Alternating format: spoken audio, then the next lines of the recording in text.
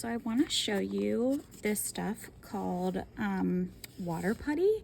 So I believe that plumbers use it, but I find it so helpful to repair sculptures. So I'm a middle school art teacher, and I had really bad luck this year with student sculptures breaking.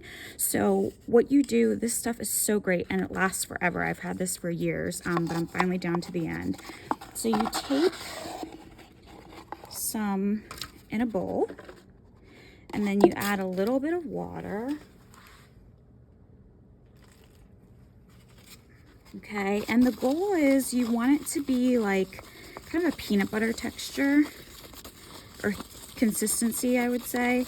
Now, if you have finer cracks to fill, you can make it thinner, but if you have bigger areas, you want it to be more stiff, so it just depends.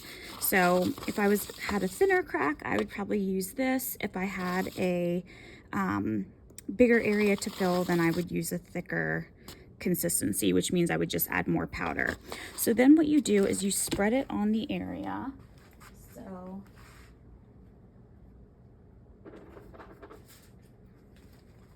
this was a sculpture that broke pretty badly, and you can see it was a pretty thick consistency, and I spread pretty thick consistency. So I spread it here and I filled all the areas, and then what I'm going to do is sand it, and it takes a little while if it's thick like this, but you're going to sand it and eventually it's going to get smooth. It dries rock hard, so you do want to make sure you work fairly fast. You don't have to be so fast that like you're falling over yourself and stuff, but you do want to work pretty quickly. And so when you sand it,